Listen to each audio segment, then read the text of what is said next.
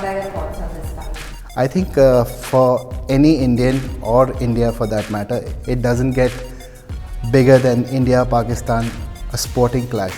It can be any sport, but if India and Pakistan are competing, there is a lot of attention to that contest, in our case this fight.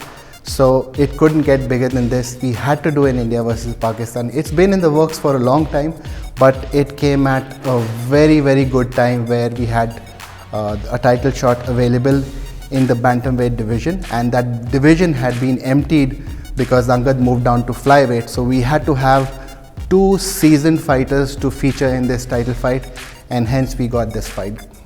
Coach, Dhruv has moved down a category. Is that a strategic move or any other reason in particular? Well, for those who don't know his journey, for those who have not followed his MMA journey, Dhruv has always been a bantamweight, and the initial years when he made his MMA debut way back, I believe it was 2012, 2013, when he started MMA, he was a bantamweight.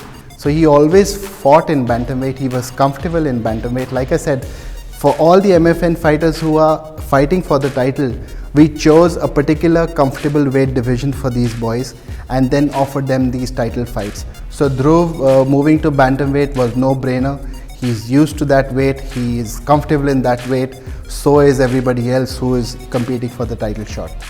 Coach, how did this fight come about? Well, like I said, India versus Pakistan is always a mouth-watering clash, like I said. And I was working on this fight for a long time. There was a lot of interest, but then it's a little difficult to have these contests in our country. And we have to abide by the law, we have to live by the law of the land, as they say. So we had to figure out if we could take this fight to a place where both these nations' representations could be done and this fight could happen. So we decided to have it at MFN 10, which is happening in Dubai. And I think irrespective of where this fight is happening, everybody will watch the fight. Coach, as we remember, we think Dhruv Chaudhary did ask a question during the press conference in MFN 9. Did that have any play in it? Oh, you're right. I just remembered since you brought it up. Yes, he did bring that up, but that wasn't the only reason, or that wasn't the major reason behind this. Dhruv has been, like I said, he's been competing a lot, and so is Uloomi for that matter. If those people who haven't followed Uloomi's journey in Pakistan MMA, you should go and check him out and see what he's done for the sport. He's literally been a pioneer for the sport in his country. He's been competing all over. He's fought in different promotions. He's now living in Thailand and training for this fight.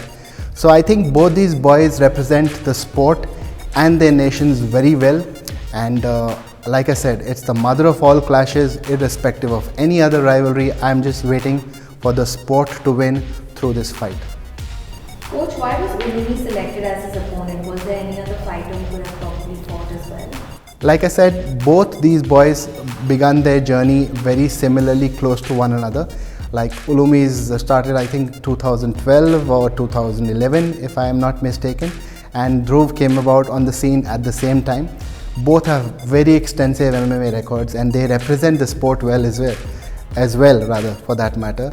And like I said, these guys are ambassadors of the sport in their respective realms, in their respective regions, and they have a great following as well where the sport is concerned in their countries. Dhruv obviously in India and Uloomi in Pakistan for that matter. So yeah, that was the reason that these guys come together and fight for the inaugural bantamweight title.